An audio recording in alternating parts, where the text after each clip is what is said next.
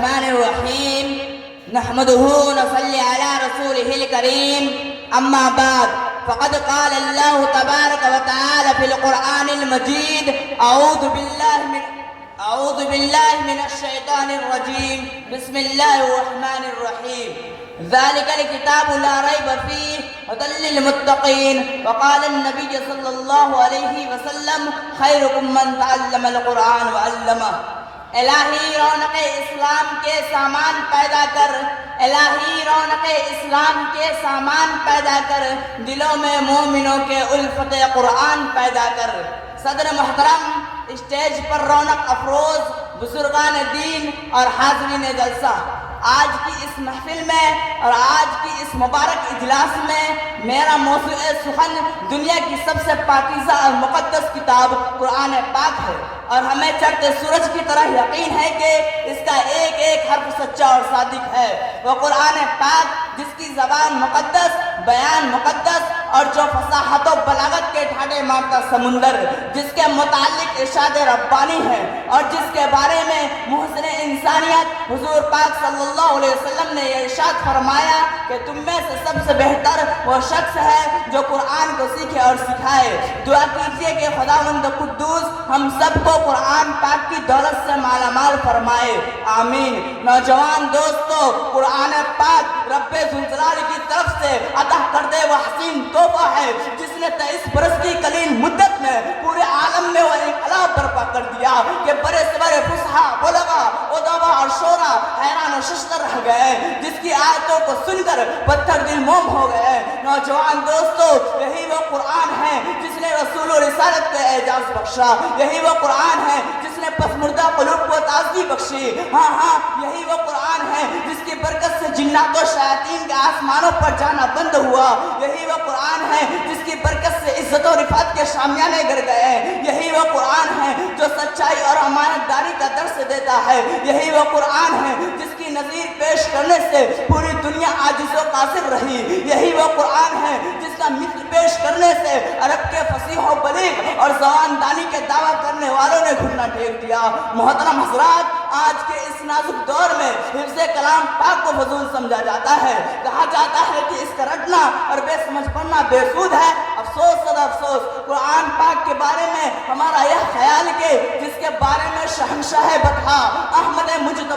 محمد صلی اللہ علیہ وسلم نے ارشاد فرمایا اقرا ورتقی ورتل کما كنت ترتل فی الدنیا فإن منزلک عند آخر تقرأها کل قیامت کے دن حافظ قرآن سے کہا جائے گا قرآن پڑھتا جا اور جنت کے درجوں پہ چڑھتا جا اور اس طرح ٹھار ٹھار کر پڑھ جیسے کہ تو دنیا میں ٹھار ٹھار کر پڑھا کرتا تھا تیرا مقام اور ٹھکانہ وہی ہوگا جہاں تو آخری آیت پر پہنچے گا نوجوان دوستو دنیا کی سب سے بڑی نعمت قرآن پاک ہے یہ زمین و آسمان چاند سورج ستارے کوئی اس نعمت کا مقابلہ نہیں کر سکتی اللہ کا یہ مقدس کلام تمام کلاموں سے افضل اور برتر ہے اور کیوں نہ ہو جبکہ اس کا اتارنے والا امین جس کے ذریعہ اتارا گیا وہ بھی امین جس ذات پر نازل ہوا وہ بھی امین جس مقام پہ نازل ہوا وہ بھی امین جس مہینے میں نازل ہوا ہر مہینوں سے افضل جس رات میں نازل 1000 مہینوں سے بہتر اللہ کا یہ مقدس کلام تمام کلاموں سے افضل اور برتر ہے حدیث پاک میں آتا ہے وفضل کلام اللہ علی سائر الکلام کفضل اللہ علی خلقہ اللہ کے کلاموں کو سب کلاموں پر ایسی ہی فضیلت ہے جیسے کہ خود حق تعالی شانہ کے تمام مخلوق پر اللہ کے دلارے اور خدا کے پیارے نبی نے ارشاد فرمایا کہ جس نے بھی قرآن پڑھا اور اس پر عمل کیا اس کے والدین کو کل قیامت کے دن سورج سے بھی تاج روشن پہنایا جائے گا غور کرنے کا مقام یہ ہے کہ جب اتنے بڑے غیر قدر انعام سے نوازا جائے گا اس وقت حافظ عالم کا مقام اور مرتبہ کا کیا عالم ہوگا میرے دوستو قیامت کا میدان ہوگا اور ایسے 10 آدمی جن کے لیے جہنم واجب ہو چکی ہوگی لیکن اپنے رب کے بارگاہ میں حافظ قرآن پاک سفارش کریں گے اللہ تعالیٰ ان کی سفارش کو قبول کریں گے اور 10 آدمیوں کی نجات عطا ہوگی محترم حضرات قرآن کریم و عظیم برکت اور سعادت ہے جو روح خداوندی ہے معدن حیات اور اور سرچشمہ زندگی وہ عرب کے قوم جو پشتہا پشت مردہ چلی آ رہی تھی، جن کو دنیا دلیل اور حقیر جانتی تھی، کوئی ان کو جاہلین مکہ کہتا، کوئی ان کو جہلائے عرب کا خطاب دیتا، کوئی ان کو اونٹ کی منگنیوں میں کھیلنے والا سمجھتا، مگر جب قرآن آیا تو جن کا نام جہلائے عرب تھا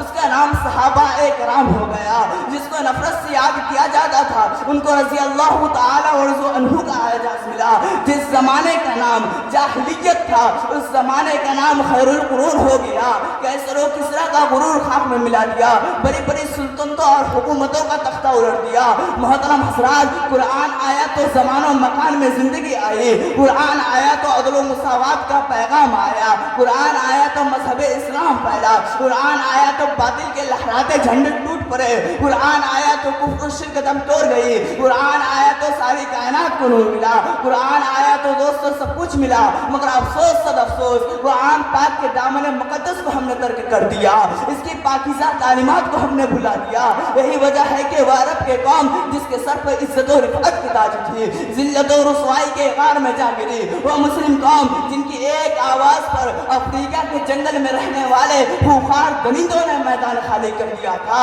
آج ایک چیٹی بھی ان کے حکم ماننے کو تیار نہیں۔ مسلمانوں سمجھو اور ہوشیار ہو جاؤ، غفلت کا پردہ چاک کر قرآن پاک سے وابستہ ہو جاؤ، ورنہ یاد رکھو تاریخ ہمیں کبھی بھی معاف نہیں کرے گی۔ حضرات، جانسار صحابہ رضی اللہ تعالی اور عنہ کے کتب خانے میں قرآن پاک کے علاوہ کوئی بھی کتاب نہ تھی، اس کو لے کر وہ آگے بڑھے اور کامیابی اس کی قدم چومتی چلی گئی۔ جنگ بدر کے اندر 313 نے مکہ کی قسمت پلٹ دی تھی، آج ہم کروڑوں میں ہیں مگر دوسری قومیں ہم پہ سوار ہے۔ یہی وجہ ہے کہ ہماری جان محفوظ نہیں ہے، ہمارا مال محفوظ نہیں ہے، ہماری عزت و آبرو سے کھلواڑ ہے، نہ ہماری مساجد محفوظ ہے، نہ ہمارے مدرسے محفوظ ہے، ظلم و ستم کی چکی ہمارے لیے گھوم رہی ہے۔ تاریخ شاہد ہے، زمین و آسمان گواہ ہے کہ 60 نے 60,000 کا منہ پھیر دیا تھا۔ حضرات، میں پوچھنا چاہتا ہوں آخر وہ کون سی چیز تھی، وہ کون سا ایسا طاقت تھا جو صحابہ